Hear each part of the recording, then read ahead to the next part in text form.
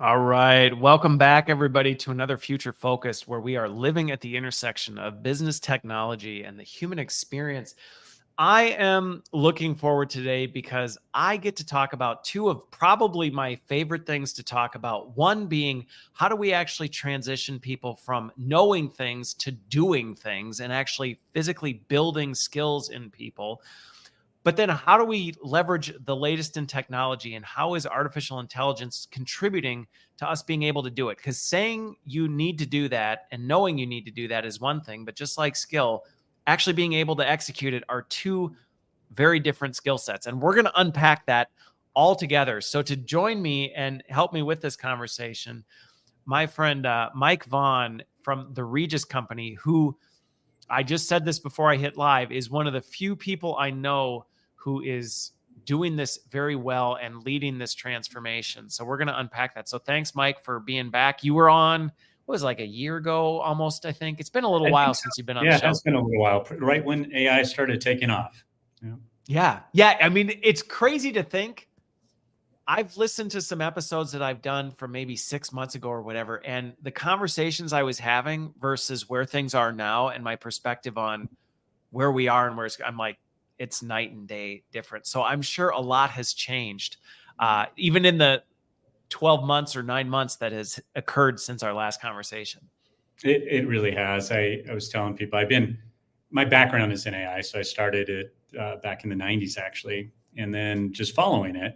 And it was about every 10 years that I saw something that was pretty cool. And then it got down to every 5 years, and then every year. And then now it's every week. I mean, literally, I know it's a daunting feeling at times. Like someone who really appreciates the technology, I'm actually feeling overwhelmed at times and intimidated by it. So it is actually backstage. I had told you that every Friday I do just a quick take on some of the biggest headlines that are happening.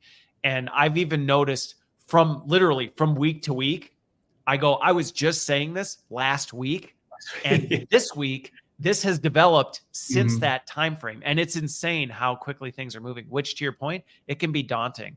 Yeah. It can be very daunting, which we'll talk about how to hopefully make it less daunting for folks. But some people may not be as familiar with you and what you're doing with the Regis Company. So why don't I give you the chance to just kind of unpack that story about you and your journey and how that's led to what you're doing with the Regis Company, so people know who I'm talking to. Sure. Yeah. Well, my career started out in the learning field around learning management systems. I actually started one of the first learning management companies in '95. We grew that. We had our first client was Kinko's, if you remember them. That was the old print shop. Oh, yeah. Group. Yeah, million transactions. I used to get a lot of learning binders printed through absolutely. Kinko's back in the day. They would. I can't. The amount of money I spent on those things. Anyway. Oh, I know it. I know. Yes. Can you imagine just thinking through that? Yeah. And then that led us into learning content management, learn the e-learning space, and then finally, around about 2003, really started saying, okay, what is it that really changes the hearts and minds of learners? And we started exploring simulations.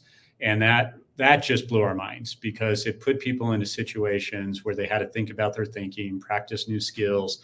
And then that led to us building a company around it. So we built the Regis Company.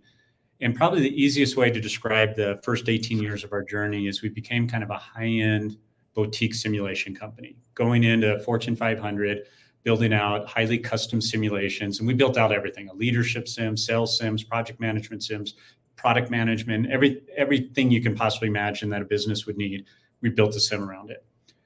And a few years back, we got to a point where we asked the question of, are we having fun? And we loved what we were producing, but we didn't love ultimately what we were serving, meaning we were only serving Fortune 500 with the biggest budgets. And that's because those were the only groups that could afford simulations, this practice-based type of learning. Which, again, practically speaking, isn't like, when I think about what it took to do simulations even 5 years ago, it was no small task to do it. So in terms of budget wise, when I talk to people sometimes and there's a little bit like, well, we need to do more in this. Historically, it has not been easy or cost effective. No, we coined a phrase called the 4 fears of simulations.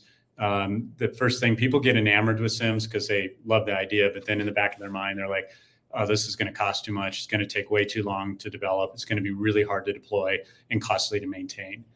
And so that set us on a journey. We basically said, what would we really love doing? And we said, if we could democratize simulations, make it so any organization could afford it, where they can build it, where they can design it, we would change, the future of learning, because we'd make what we consider as one of the most powerful ways of learning available to everyone. So that's what we set out to do. We built that platform, released it early last year. And now we're just trying to make people aware of it, that this type of new technology exists and you can build it as fast, if not faster than e-learning. So now imagine a world where you have a choice, do you want to do e-learning or do you want to do a simulation? And they're both going to cost the same. That's the new world. And quite frankly, AI is the reason that we're able to do that. Well, and on this topic, I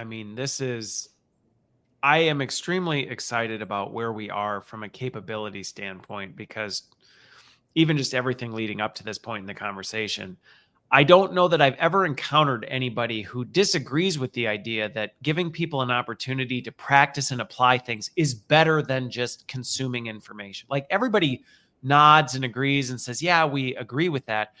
But it usually boils down to resource, timeline, scalability. You start getting into all these things, and pretty soon people go, yeah, in theory, we'd love to do more of that, but we just can't. And it has been very inaccessible for the vast majority of things. So I know I told you backstage at the end of last year, I said, with where the tech is now, as we move into 2024 and beyond, the age of action learning, action and experiential learning is here. And now, like you just said, now you actually have a choice of going, well, we could do this, or we could do it completely different. And it's not but this option is just 1,000 times more impossible. Now it's like, well, no, if you're actually choosing this, it's because you're actually rejecting the idea that experience is better. Yeah, I fully agree. And I think that is what's been holding people up, is they'd rather be practicing. They'd rather be seeing the impacts of their decision. They would rather be becoming aware of their own bias and mental models and trying new things, but it has not been affordable or scalable. And so that's been our whole mission. Is I really want to see a world where university students are using simulations. They're truly flipping the classroom. And personal passion is K-12. I'd love to see high school kids learning to be a leader by practicing leaderships in a simulation. Yeah. And the opportunity in education, because traditional education takes a lot of hits from the business world, that people are not actually prepared to do the actual work. They may know, they may have the frameworks in their head of how it works, but a lot of times when the rubber meets the road, they're not prepared. And the ability to actually impact people at a younger age to say, hey, let's not just learn in theory how you would do it. Let's actually practice this, actually could radically transform and better prepare people to be successful when they get into it. I think so. And I think the kids are becoming quite aware that if they need to know something, a date, or, the old being taught to the test type of thing, they're not motivated to learn, because they know they can go either Google it or now, ChatGPT it. And so why fill your head with a bunch of that information? So now what we got to do is get the young people to practice, like how to run their own personal finances, how to, think about how to communicate with, work with people to solve crazy problems together. I mean, that to me is, I think, where the future of learning for, everyone should be. It definitely should. I want to talk about some of the challenges to getting people there, because I will say we're going to come to that later, because I actually want to start by just talking through how that's coming together. Because I think sometimes people are going, I get it, but like, how does that work? So I actually want to talk through some of that first. But I do want to get to how do we actually help people get to that point? Because I still see there are no shortage of behavior challenges, because we're trying to overcome decades, if not centuries of, well, but this has always been a limiting factor. And so sometimes people's default is just, I just don't believe we can. And they're just defaulting back to the way they've done it. So we'll get to that. But let's talk about how you are leveraging that technology to streamline it, because what you shared backstage really is helping people get to this model where you are using less of your time in the raw creation of the materials and more of that time designing experience and all these other components. Yeah, it's some of it was out of necessity. When we first rolled out this new platform, it's called SimGate. The very first thing, and you mentioned the word behavior, mindset shifts that need to happen. First thing we realized is that when we put instructional designers into it, the reaction is always the same. They loved it because it was fresh, it was new, it was a new way of thinking about building things, and all that stuff was really exciting. And then when they had to sit down and actually start building like a simulation, it almost was the deer in the headlights, because they've been taught, the e-learning, for 20 years and articulate. Which is really information architecture. It's information. Take information and re-architect it. Exactly. In a simulation, it's, you think about the end in mind. What are the 2 or 3 kind of KPIs? And then you kind of reverse engineer from there. And it's a different way of thinking. So that was actually our biggest challenge. Yeah.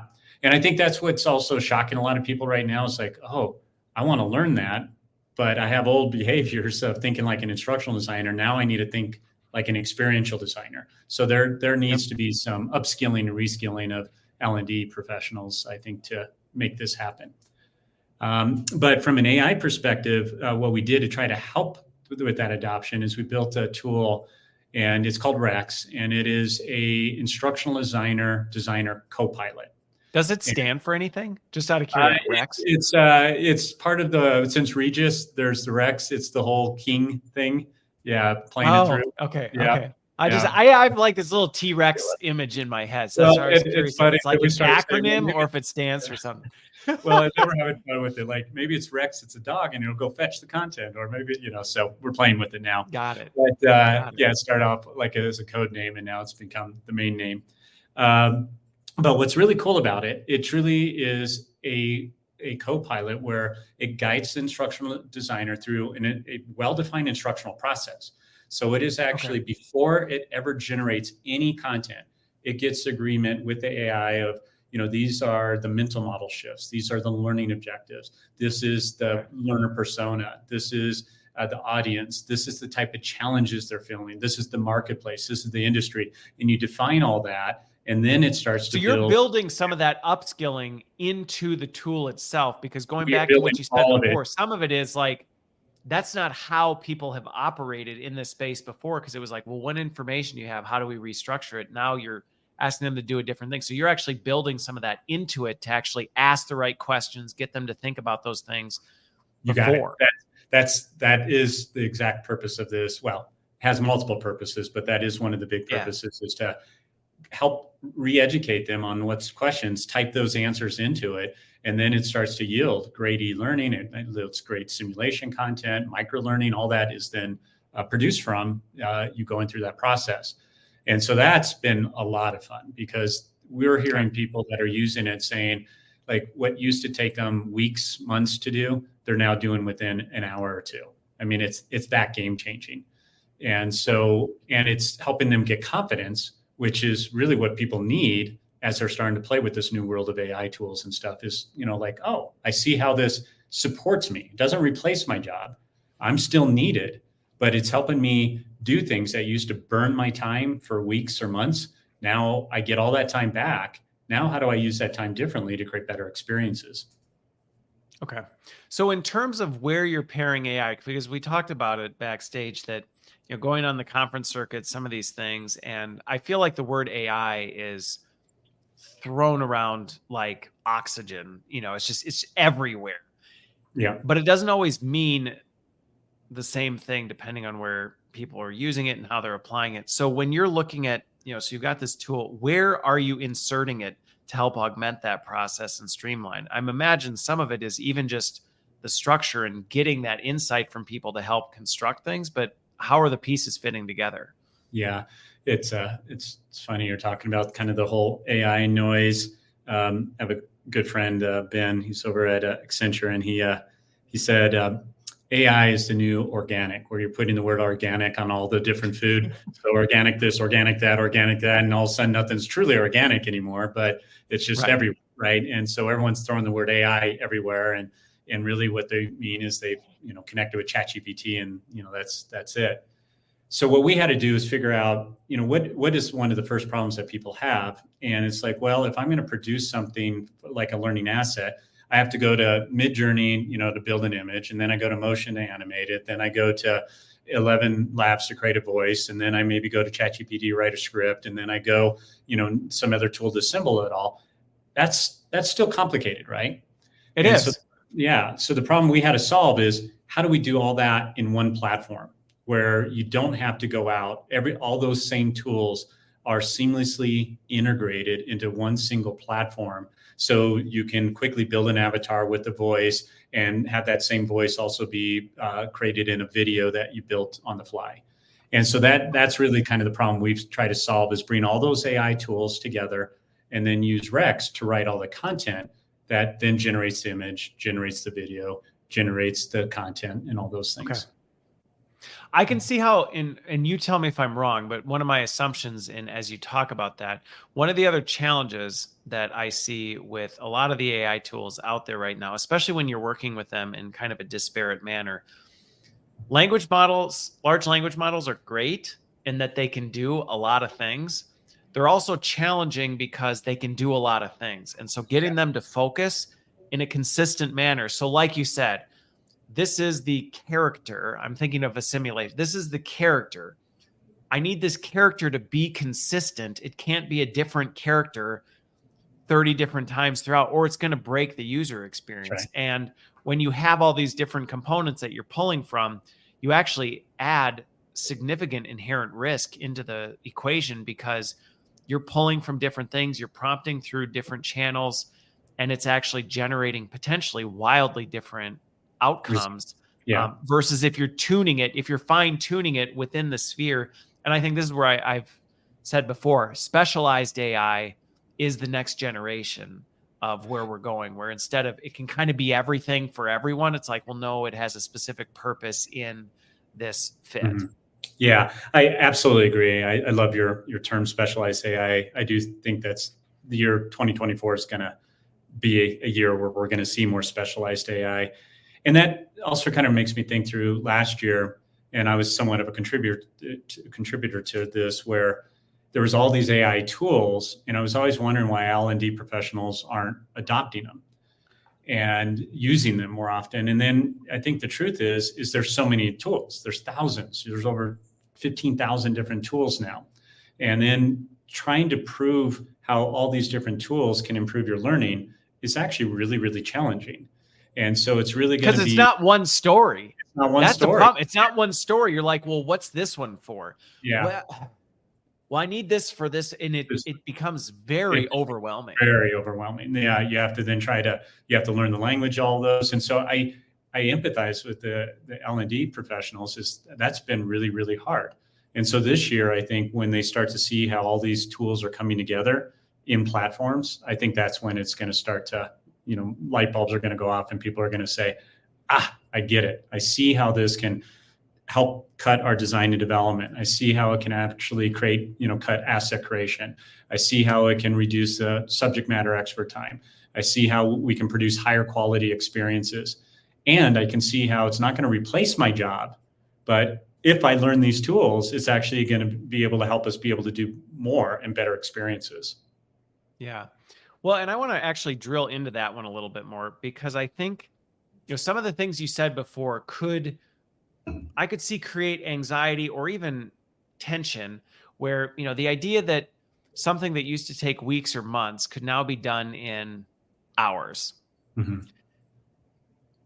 Can sound overwhelming and terrifying. And I also think there's some caution that we have to exercise, that just because you can do something that fast, you run the risk of more is always better. And it's like, well, not necessarily. Yeah. You may you could saturate your organization with simulations that are completely meaningless, versus saying, okay, you know what? Our timeline is still maybe a month, because we actually want to do the due diligence to understand what we're doing. We want to make it relevant. But now that time, instead of spending it on the creation of the thing, you're reinvesting that time in making sure it's a better experience. It's more tied. You're doing the change management around it. So is that a fair statement? Because I can see people going, oh, awesome. And all of a sudden CLOs or learning leaders or promising business leaders, or a business leader, because I have a lot of them listening to this, could hear it and go, great. So now training only takes an hour. We should be able to address every knee-jerk reaction with training. And it's like, well, that's actually just going to create more problems for you. Yeah, it sounds like you've been through this before.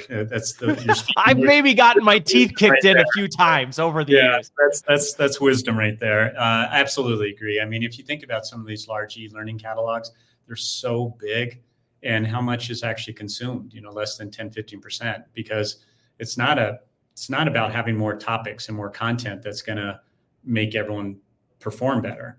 We that's been proven over the last decade of all these big catalogs. So I think you're absolutely right. It's stepping back and thinking through, how do we, think not only about the ecosystem of this, but how do we think about just that learner and their journey, and being able to support them to learn these skills faster.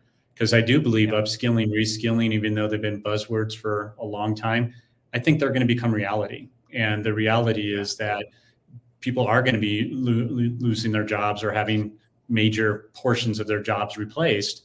And so being able to learn, more quickly, or being upskilled or reskilled into new roles is going to be absolutely critical. So being very targeted, like you said, is going to be a better strategy than trying to build everything. Well, and I think back to something you said earlier in the discussion about, when you were talking about information architecture to experience design, that is a dynamically different skill set. It's a different way of doing things that requires, again, there's similar things. You can relate to it and you can bridge across it, but you have to rebuild those bridges and hook up that connective tissue. I just think about what you described in terms of how much quicker you can move on the actual creation of this stuff as an industry. And I think in general, this is a systemic issue, is it's very easy to be an order taker, to say, okay, what do you want to do? And honestly, I think historically it's been challenging to step out of that, because there's been so much time that was required to actually get into it. The idea of spending more time getting to the root of the problem, building the relationship, doing these other things that require a lot of time. You didn't have the luxury of that time, because it was, well, if we spend time on that, we're actually never going to develop or deliver a product. And so you ended up in this cycle of order taking, because it was like, well, that's just what you had to do, to not say, well, this project's going to take 18 months and then get kicked out of the conference room type of a thing. Yeah. But now I think the risk that we have to almost retrain ourselves in is, you actually don't have to be an order taker anymore, because you have this luxury of time. But the risk is, if you don't make that skill shift, you will just be an order taker, taking orders that much faster and delivering them to an organization that is just as ill-equipped to handle them. And I think that's one of the risks I see with AI, is it's speeding things up to a point where we're not filling in the space that AI is creating with more meaningful stuff that we should have been doing all along, but we just didn't have the luxury of time. Mm-hmm. And I think that's a risk. Yeah, I'd like to connect it back to one of the things you said earlier about specialized AI, and something that I've kind of seen recently. So I mentioned earlier Rex as the instructional co-pilot. And what I've noticed is the instructional designers that got in there, they're writing some really high quality content, and then they're giving it to their subject matter experts for review, which is, a good solid process. And what they're saying is, gosh, this used to take me months and going back and forth. And then they end up just rewriting it, most of it anyway. And, so not only is that demoralizing, it's cutting a lot of time. Now with Rex, what they're saying is, I was able to write this really, really fast, get the feedback, and then I'm able to spend time thinking about more of the learner and thinking about what could I do to now present this to the learner differently. So yes, I think it's going to speed some things up, but the hope is that it actually creates space for that designer to start to say, what can I do to create a better experience now? Because before, all that time was just eaten up trying to just make the subject matter expert happy, Yeah. Right. Well, and then what happens is by the time you even get to a point where you have a product, you've missed the window of opportunity because it's no longer relevant. And the speed at which skills are changing now, I mean, that's a real risk. I was looking at a report recently that was showing that most projects, like 96% of projects, never actually get through to full implementation and measurement. Wow. And so when you think about it that way, you're like, holy cow. Because of all this fluff and noise in the process and structure, as a result, you actually never get there. So if you can move quicker on those, again, but Nancy, I see your comment here. I think this is really important, is shifting our mindset to focus our attention on more of those strategic activities rather than the tactical, task-oriented ones. But those are expectations we have to be really careful to set. And going back to kind of what you joked at before, I've made that mistake before where you go, hey, we could do this in an hour now. Yeah. And you don't realize like, well, no, actually, if we do it in an hour, what we deliver will actually still add no value. Yeah, we're just adding to the noise, and that's not helpful for anyone today. They're overwhelmed with noise. So yeah. So as you've been, I'm curious, you're out in the, let's answer Peter's question here. So when you look at Rex, let's actually talk about some of this. So people are creating these experiences, and how are people actually engaging with that? Is that something that is then being pushed out through kind of a traditional medium? Are people interacting with it through different channels? How does that work? Yeah, so Rex is evolving like every tool in the AI space, it changes every few weeks itself. When we built it with one intention, is writing good simulation content. And so what it produces, it actually produces all the content necessary to export into one of our other products called SimGate. And it actually constructs an entire sim. So it actually wires it all together so you can actually play it in real time. It's pretty cool. Then we started realizing people are using our platform to make gamified e-learning. So instead of building e-learning in the traditional way, they're trying to make it more simulation-based type of e-learning. So they're starting to do that. And then they started saying, well, can we just do some micro-learning and add practice to it? So it's a 5-minute micro-learning experience with maybe a practice type of activity where we're capturing their decisions. So we're now expanding Rex to produce templates to create micro-learning, e-learning simulations, behavioral assessments, and classroom learning, all from Rex. And so that's the evolution. So today it can do all the simulation content. And then here shortly in the next month or so, it'll start doing those other modalities as well. Okay. Right now, what we're thinking of doing is making Rex available where people will be able to export it, and we're not sure if we're going to do export HTML or whatnot, or keep it so they export into SimGate. And so that's kind of a business thing we're going to have to explore. Yeah.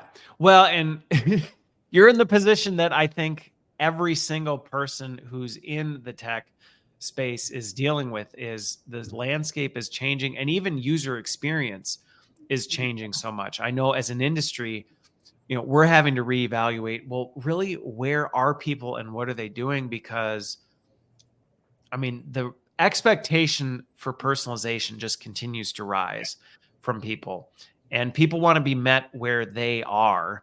Mm-hmm. And so it's about figuring out, okay, well, where are they doing this? And we can't necessarily assume, well, we're just going to force people to channel through this, or we're going to force them to go over here, which it adds a layer of complexity to the tools you're using, because again, you've got to try and figure it out. I'm empathetic to some of the challenges you face and going, good grief. So not only do we need to think about how to personalize experience and create application simulations completely different, which is a wild transformation for an industry as a whole. But then on top of it, you've got to figure out, how do you reach people where they are and actually engage with them when you're competing against 10,000 other things. Yeah, that's right. And that's what we realized too, is simulation's a pretty big leap. So why not let people start with more gamifying e-learning, gamifying micro-learning, creating behavioral assessments. Those are a little easier stepping stones. And then when they're ready, jump into a simulation. And so you're absolutely right. Those are some of the things that we're kind of learning, how people are using the technology. Okay. So I'm curious and this may be a little bit of a shift, but I'm curious if one of the things as you go down this path, and you kind of get into this space, one of the challenges I continue to encounter, and this isn't new, but I think in many ways this has been a historical challenge that we always have to overcome, is I think AI has pushed this to a level beyond what we ever imagined. I don't know that we've ever had to deconstruct work down to the micro surgical level, the molecular level that we have to now. And so what I'm even seeing is that sometimes even subject matter experts and business leaders don't even always think in terms of like, okay, molecularly, we need to get this done. But I guess we haven't even really thought about like, what do we need people to do to be able to accomplish that? I'm curious, as you're seeing people start to step into this more, because I think the expectation is we have to move to action and experiential learning.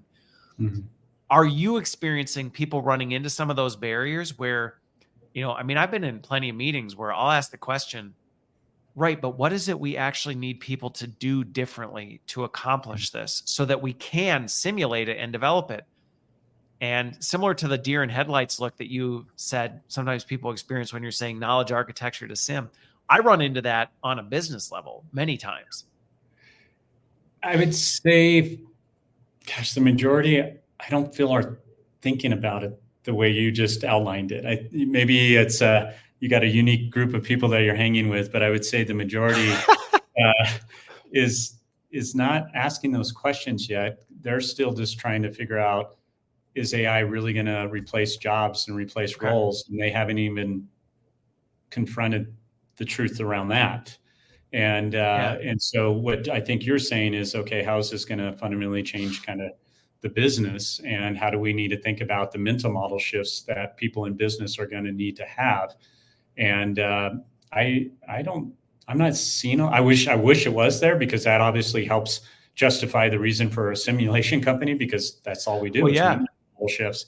Because I mean, it's a big shift. It's a big shift. Yeah. I wish there was more of that, because it would certainly help justify what we do, but I'm not seeing it as much as I would like to. I'll keep banging the drum then. I mean, I'll keep banging the drum, because I think there is, because if you really think about it, I think one of the challenges we have on our hands is there has always been a much greater margin of error where you kind of could go, well, people will fill the gaps. Right. Well, what needs to happen in here? I don't know, but people are doing it, so they'll kind of inherently figure it out. And now as AI has come in and gone, well, it actually can do certain components of work, but not other components of work. And which parts do we have AI do and which parts do we not have AI do?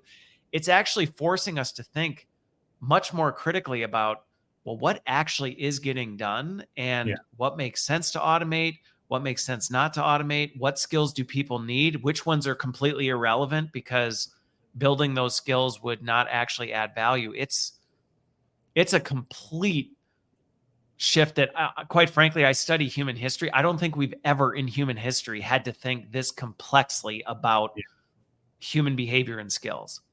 Yeah, I wrote a blog called AI Friend or Foe, and the whole premise of it is, how as an L&D community can we start to think about the knowledge worker job? And there are some pretty good indicators of what task AI is going to automate. And so if you look at all those tasks that it's going to automate, then you can start to say, okay, these are probably some of the knowledge worker jobs that are going to be hit first. These are some that are going to be hit significantly. And as an L&D community, we can proactively start to think through that. And then we can start to build, the upskilling, reskilling plans around that to help those individuals learn new skills. And so that was kind of the whole gist of that. It just is probably too much for people to get their head around. Like, we're just still trying to get AI accepted within the organization. and so we're still trying to get our IT department just not to have an all-out ban on AI because they're not sure what to do with it. Our running joke is like we've integrated so many AI tools in our platform, and we got all this Rex, and so everyone wants AI, but no one can have AI. I mean, that's kind of like our little joke, going on. It's like everyone's enamored with it. They want the AI, but then they don't know the language. The L&D community hasn't learned the language. So then they're hitting heads with IT. IT is slowing things down. The easy response is just don't do it, freeze all efforts, which then is hurting L&D because then they're not experimenting with it. They're not being able to learn from it. They're not able to be planful. So I feel like we need to solve that problem first before we can tackle some of that bigger thinking that you're outlining there. Yeah. Okay. Well, but I think this goes to some of the conversations that we've had about the evolving role we play in this, because again, you could easily hear what we've been talking about. And I know there's some folks, I'm watching the comments kind of come in on here. You could easily listen to this and hear this and go, oh no, what I do is no longer going to be a thing because AI can do that now. And absolutely, I mean, I've been very open with my teams in the past and currently, and other people I talk to in the industry. There are absolutely things that people are doing that will go the way of the, street lamp lighter and telephone switchboard operator. Like if that's what you're doing and you go, this is what I want to do and I don't want to do anything else, you are at risk of obsolescence. But some of the things we just talked about, again, even solving that problem with IT, that's very relational in nature. That's about working as a partner with your IT department to help connect the dots between what the business is trying to do and the problems they're trying to solve through their people, and how technology plays a role in that. Before, you may not have had any time to do any of that because, well, I was too busy writing content or going back and forth in meetings with a subject matter expert. I didn't have time to go work on that. Where now, if you can pull some of these tools in, you can actually start to say, I don't need to spend that time so that I can be working on these bigger problems. Yeah, I agree. And I'd be curious, get your opinion on this. When you're looking at Microsoft Copilot and then, Google Duet and getting basically AI embedded in all the tools that we use every day. And then it's only going to be a matter of months before we have phones enabled with AI, and we're going to get more devices in our home with AI, and then hopefully Siri and Alexa finally become real AI, and so within 6 months, almost our day-to-day tools are going to be commonplace. Do you think that's going to help in organizations with adoption, or do you think it's still going to be a big barrier for IT? Well, I was just going to add, you want to add another layer of complexity. If Neuralink has its success of last week carry forward, we'll be able to have all this just directly transfused into our heads. That stuff scares the crap out of me. So listen to some of my episodes on transhumanism. You'll hear my perspective on some of this stuff. Oh, good. Okay. But I think one of the things with this is what I'm observing, and I think this is one of the challenges right now, is that people are kind of experimenting, which I think is really good. But AI is extremely complex and multifaceted. And similar to some of the things where I said, are people thinking this deeply and critically about this? And I think you're right. Some of the circles I run in with, we're not normal people. And I've accepted that. So it's one of those things where I think it is very confusing to people. And what I see with some of these tools becoming more ubiquitous in organizations is people are streamlining what they're doing today, which is a good thing. They're maybe streamlining some of their communications. They're maybe asking, Copilot to help them do this and that. But two of the challenges that I see is, one, people's identities are often very tied to the stuff they do. And so there's a bit of an existential identity crisis going on where people are going, I hate creating PowerPoints, but those PowerPoints I create, that's kind of my thing. And so if Copilot creates it for me, then what am I? And it's creating almost midlife crises for people all over the board because they've spent their whole career doing a thing. And now all of a sudden a thing gets implemented 3 months ago. And it's like, oh, geez, I spent the last 20 years doing that and it's better than me at that. And I don't really know how to process this. So I see that leading to a lot of fear and resistance with it. I think the other opportunity we have that concerns me about the AI piece goes back to kind of what I was hitting on with, okay, you could just do what you were doing before a lot faster, but that's not actually adding any more strategic value or benefit to the organization. Right. And so I'm seeing a lot of that happening with stuff where like, I'll call it out. Like I'll get an email and I'll like respond and go, I know you didn't write this. Like you didn't even write or proofread this.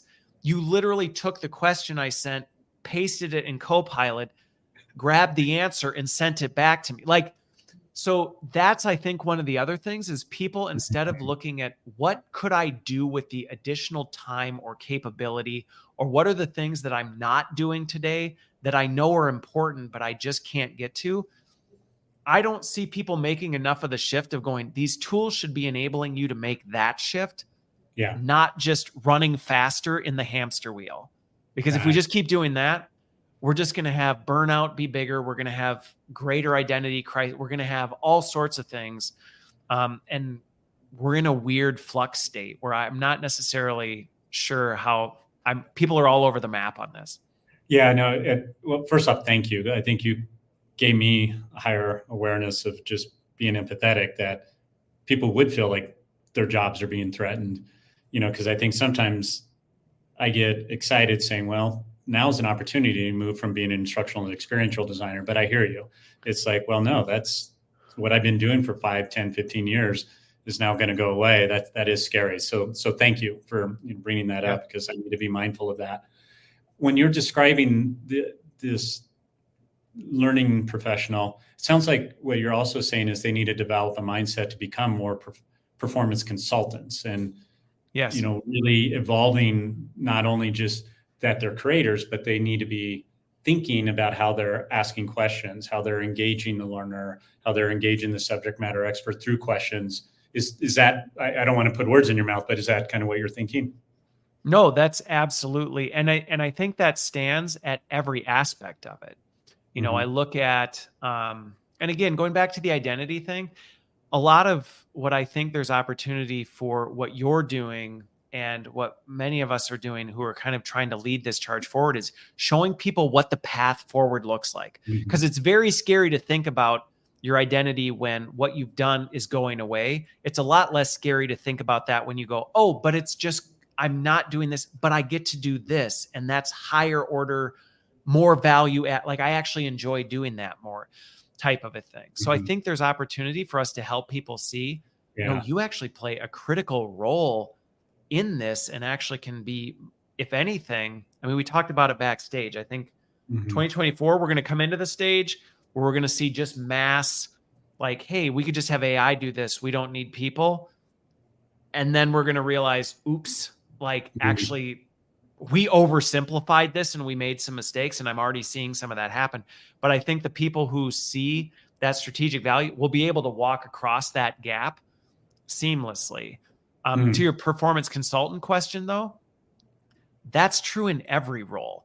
And I think as AI starts to take some of the mechanical, autonomous, robotic work, people crave human interaction, and they need that like intimacy with other conscious beings that you're not going to get from AI. And I think that is really where the performance consulting comes in. And that's true whether you're a facilitator, whether you're a designer, whether you're an analyst, whether you're a marketing, like any single person, as long as the people who are ultimately our customers are people. That human interpersonal component, we're just going to need to invest much more heavily in that than I'm really good at, writing the best scripts. Like, whatever. No, you're not. Like, AI can generate the scripts 1,000 times faster than you can. Could your oversight be helpful? Absolutely, but only if you're using that capacity to build strong relationships and deeply understand the problems you're trying to solve. If you don't do that, you're actually not even a better editor at the scripts because you don't actually deeply understand the problems you're trying to solve. I love that. That last point there kind of brought it all together. You're absolutely right. You got to think more systemic about the experience that you're creating. You're not just creating one cog in the wheel. You're trying to really create something that's going to be life-changing, which means you have to think more holistic about it. Yeah. Great point. So as you look, I'm actually just curious on the landscape of some of this stuff because I shared with you backstage, we're talking about a lot of this, and I am absolutely an advocate. And many times I feel like I'm out in the wilderness yelling at like, oh my God, like, hey, here's where things are going. What are you seeing in terms of some of the trends overall? Like, are you seeing positive movement towards this? Are you seeing people start to have a greater recognition that, you know what, we do need to make this shift, and experience, simulation, practice, application? Are we at a state where people have kind of accepted that to be true, or are we still in the stage of we need to convince people that that is a reality? Yeah. I certainly can empathize with you being out there preaching it. I'm also the co-editor of the Thinking Effect, and we launched that back February last year. So just been out there almost every week preaching about AI and all that kind of stuff, and it got exhausting, to be honest. And then towards the end of the year and into January this year, I did start seeing some different questions coming in on the Thinking Effect in particular. And the first one was around mindsets. Everyone all of a sudden started asking me about mindsets. What are the mindsets that our L&D professionals going to need to adopt in this new world? How is it going to change our structure? How is it going to change our processes? So Marcus Bernhardt, part of the Thinking Effect team, is now helping people answer some of those questions. And so that was really interesting. The second thing I'm starting to see more of is people are starting to all build their own internal chatbots, right? And they're starting to understand that we can ingest all of our knowledge content, e-learning content, PDFs, all of that stuff, and make it available through these chatbots. And so they're starting to ask the question, it's like, okay, that means most of my e-learning, micro-learning, all that stuff's going to be readily available in a chatbot, and they're just going to get smarter. They're going to get better over the year, and it's going to be in their firewall, so they'll feel more comfortable using it. So then that leaves everyone asking the question, well, if AI is going to be really good at that knowledge level content, the e-learning, micro-learning stuff, which should we be focused on? And so now they're starting to say, what is this thing about skill practice? What is this thing about simulations? What is this thing about games? Should we be thinking about creating these experiences or action learning? They're starting to ask those questions. I don't think, I haven't seen the momentum. There's not a shift yet, but early questions. Yeah. Okay. No, that's encouraging just to know where we are on the change curve, because at the end of the day, all these things, it's just a process we're in where you've got your early adopters who, again, sometimes can be the voices in the wilderness that everybody thinks are nuts, and they're only nuts until it happens. And then everybody goes, oh, okay, well now we're now we actually, now we're there. But I think that is a positive statement that we are getting to a point where people are recognizing this. And honestly, as I think about things like Copilot, and I think that is going to be something that is going to force this change in organizations, because as you start layering whether it's an LLM or I'm seeing some other specialized versions of AI come out that I think are very fascinating. Yeah. But as you start putting these things on top of it, and suddenly it becomes less about, well, let's think about where we put the content or how we format the content and all these other things, because it's like, well, it doesn't matter, because people are going to be engaging in their own natural language with AI that then is going to go get it and bring it back to them in the way that they asked, and it's going to do all that. Suddenly, where you put the PowerPoint deck or whether you put it in a SCORM file or an HTML, it's not going to matter, because it's just all going to be compiled and crawled and repackaged in whatever format people need. So I think that's going to be really interesting. And it's encouraging to hear that people at least are starting to make that shift, to see it and go, ooh, okay, if that is where it's going, what does that leave for, us, and where do we go from here? Yeah. I think the next couple of years, people are going to be swapping out platforms. They're going to be saying, we don't need a lot of this old technology anymore. I think they're going to see an opportunity to consolidate tools. They don't need as many tools. I think they're going to rethink the time it takes to build learning. But, I don't want to lose your earlier point. It's not speed, it's also quality. So, I think in many ways, I think we're actually going to build higher quality learning. And it just will be done faster, which I think is a good thing. And then my guess is after about a good year and a half of that, I think where the puck will go is towards data. And in the learning community, we've talked about data. People get data, they never know how to use the data. So it's always kind of like, okay. Well, quite frankly, a lot of the data we get right now is honestly not that crap. It's like, well, what would you really make any decisions off of with this data anyway? It's not really telling you a story. It's not. And I think a lot of platforms will become more data focused because it's what's going to make smarter AI. It's not only going to give better insights to the learning community and to the learner, it's going to be making the AI smarter to create better adaptive, personalized learning. So I think that's where the puck's going to go, but we're still about a year and a half getting through all this other stuff before that'll happen. Yeah. Well, and you just hit on something that I think is extremely encouraging with us making this shift to more experience simulation-based type stuff is we have talked about the measurement thing for as long as, long before I even since I got into it. Right. Like, it's always like, oh, how do we measure the impact of what we do and all these things? And it's always been, we were on two ends of the spectrum. There was either, well, we have data on whether people did a thing, and we have data on like what's going on in the business. But that middle ground of, right, but what are people capable of and how good are they? And like, what is their skill? And that honestly, historically has been a vacuum, which to me is one of the key components. It's like having the first and last chapter of a book.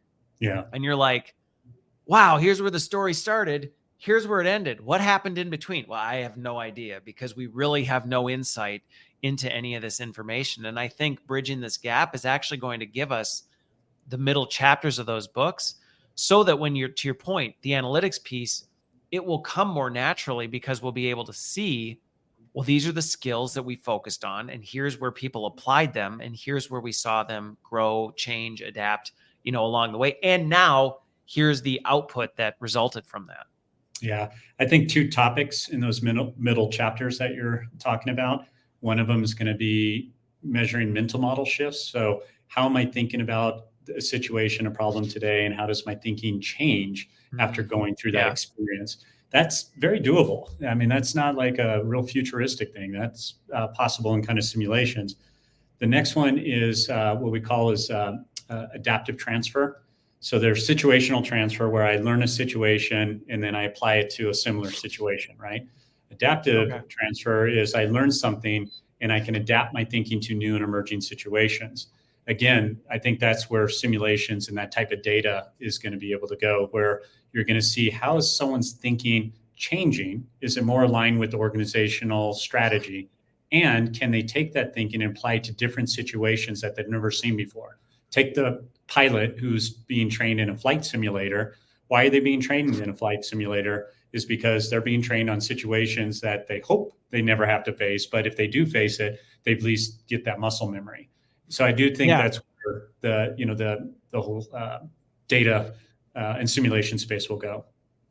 I actually, we could probably continue this and talk for a whole nother episode just on that, because the way you bifurcate that data, I think is actually really critical for us to think about, even as we start to think about designing simulations in this, because it's very easy to get overly indexed on that second half of, well, actually, no, I would say there's like three pieces to the puzzle. One is just here's their capability later. Like Yeah. that's good. And that's that like middle chapter, but that doesn't necessarily tell you the last chapter of, right, but what happens when that situation is slightly different? And I think back to my days as a math teacher when it was like, you could get a kid to understand 2x plus 4 equals this.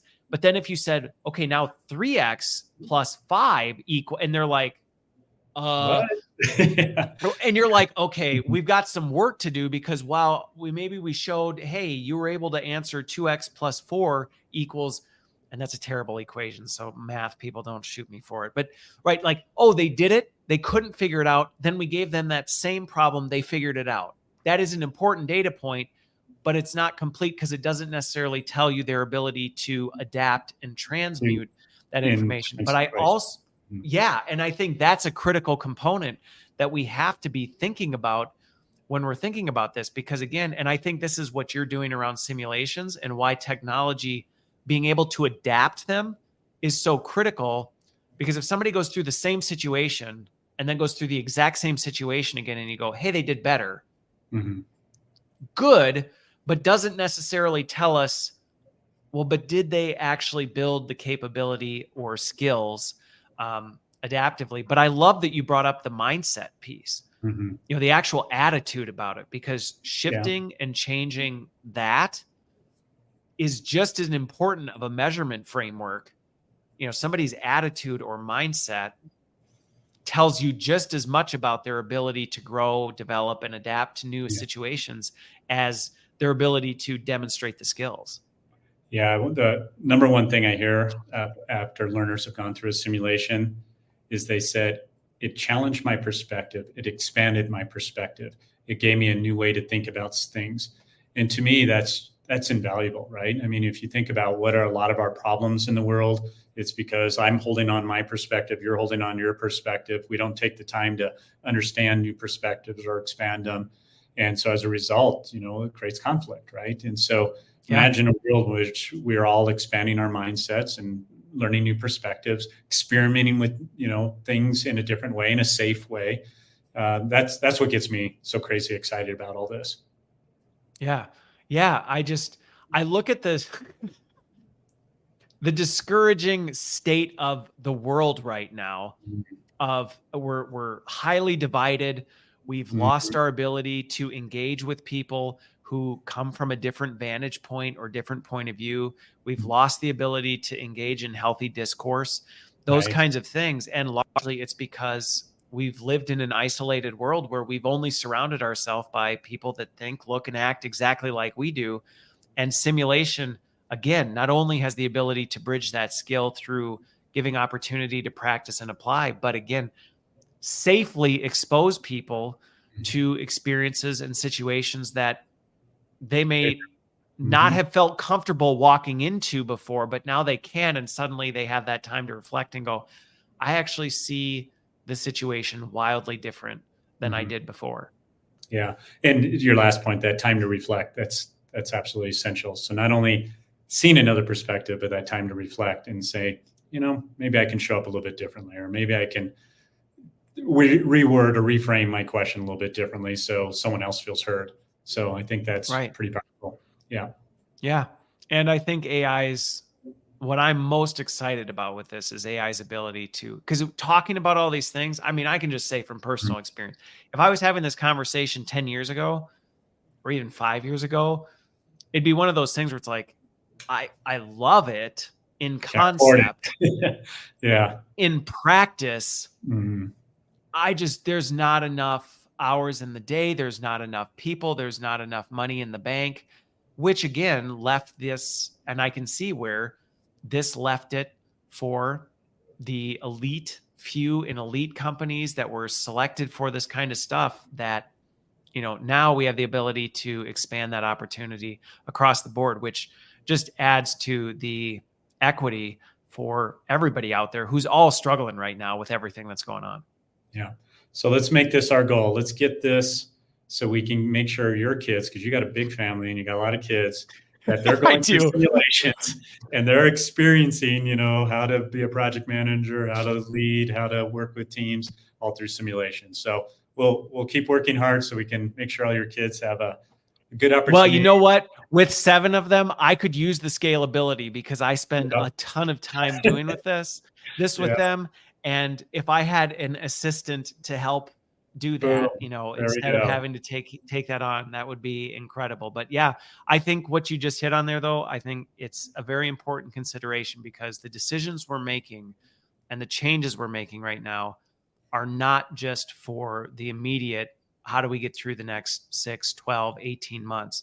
Yeah. These kind of changes are going to affect generations to come. And that's huge. That's huge. Yeah.